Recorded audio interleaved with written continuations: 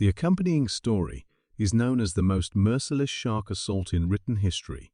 This alarming assault occurred simply off the coast at Wiseman's Oceanside close to Port Lincoln in Peak Cove, South Australia, with its peaceful scene containing shrublands, spectacular waterfront bluffs, and pockets of detached white sand seashores.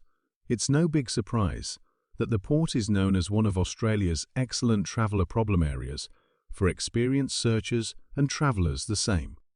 Then again, there is likewise Wiseman's Oceanside, a more disconnected spot, like an enormous tidal pond and a superb fishing area for those with an inclination for a calmer, more remote pieces of the Great Cove's dark blue waters. To additional add to its wonder, the waterfront locale's biological system overflows with an assortment of remarkable, untamed life, going from marsupials like dark kangaroos to reptiles like tiger snakes and blue-tongued reptiles ashore to the glorious parrots and seabirds which possess its skies. The coast besides includes different oceanic animals, going from wonderful marine vertebrates, for example, ocean lions and fur seals, to probably the most risky creatures known to mankind. A rundown that incorporates the outwardly enamoring, yet famously dangerous box jellyfish, and obviously, the stunning, yet worldwide dreaded incredible white shark. This particular region, be that as it may, isn't your average extraordinary white shark living space. Well known for the unique experience it offers daredevils of enclosure, plunging with extraordinary white sharks, these waters have been affirmed to have one of the biggest populaces of these brilliant and old dominant hunters in this present reality. In spite of the likely gamble and risks they might posture to people in a nearby experience, the truth was despite everything stays that shark assaults were very uncommon events at Peak Strait in opposition to what most would expect given the huge number of extraordinary whites its waters contained. On an overall yearly premise, there are on normal around 70 recorded shark assaults on people, and just a negligible portion of these outcome in death toll, and given the reality, there are 480 known types of sharks, comprising of a generally solid populace. This is in fact a generally modest number of episodes since the year that this assault occurred. A shark assault hadn't brought about a human casualty in these waters for 9 straight years, when in January of 1974, 26-year-old Terry Manuel was killed and eaten by an extraordinary white that violently gone after him during his climb from an abalone plunge. Shirley and Durdin, her significant other Barry and their 4 youngsters, had as of late relocated to the Pinnacle Sound coast from a provincial Australian town known as Karku, which was about an hour's drive inland. Because of Barry's serious sensitivity to cultivate life, the move was more overall easy decision for the couple, as they, like many individuals, had believed living by the ocean side to be a long-term long for theirs. On spring 3rd of 1985, the family had chosen to stir things up around town for the evening with an old buddy of Shirley and Barry's, Keith Coventry. As they arranged themselves near the ocean, the threesome of grown-ups ready to go jumping for scallops, while the children played on the ocean front. The grown-up threesome suit and stuff up with their snorkels.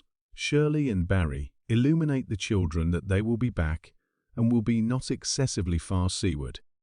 The youngsters, currently extremely participated in their ocean side games, casually answer with speedy, heedless gestures and hurried farewells, ignorant about course of the detestations soon to come. Subsequent to gathering their scallops, Barry and Keith get to go to shore and persistently trust that Shirley will wrap up checking the ocean depths for a couple of additional scallops.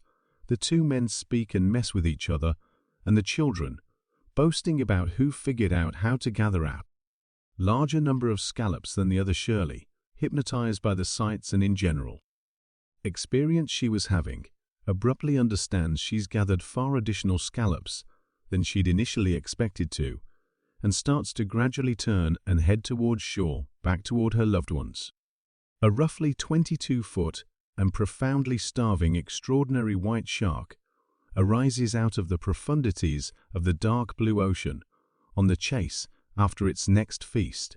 It examines for developments with its coal-black eyes and faculties low-recurrence vibrations, involving its ability to strike to detect low-recurrence vibrations in the water, like an injured fish, which upon location would in a split second set off its interest to its most extreme limit, given the creature's yearning level. It's critical to take note of that there are two sorts of shark assaults as such. There are two essential ways that shark assaults are arranged.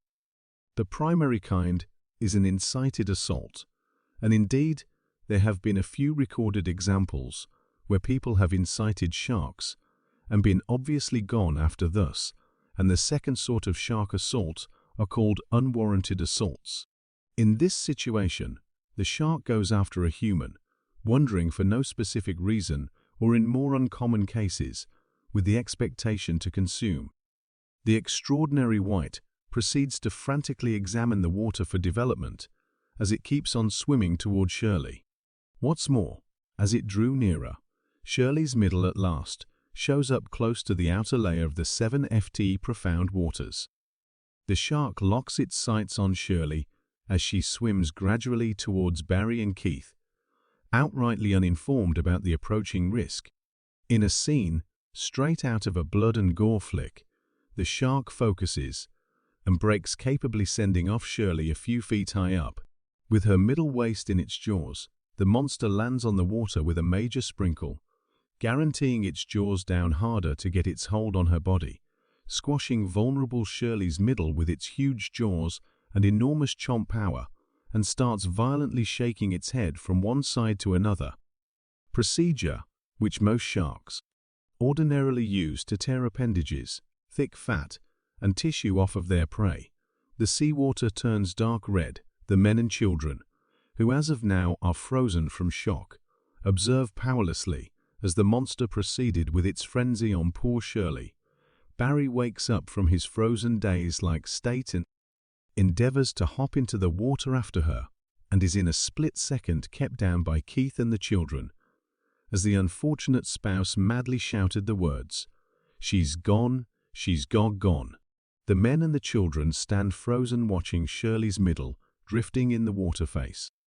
Down the shark had messed with her clean in half, starting from the waist, as her family and Keith kept on watching with dismay, when out of nowhere the extraordinary white returns, and before their actual eyes, chomps Shirley's head clear off her body and quickly turns it towards the skyline and swims off into the sea profundities.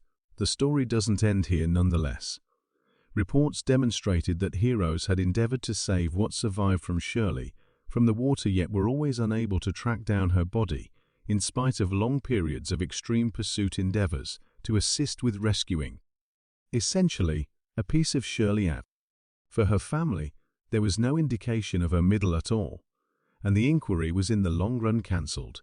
It was subsequently assumed that the extraordinary white had returned for Shirley's body for a third and last time, to complete what survived from her, unequivocally, leaving Barry and the youngsters with only recollections both brilliant and dull of the lady they generally cherished. The most wrecking bear assaults in North American history.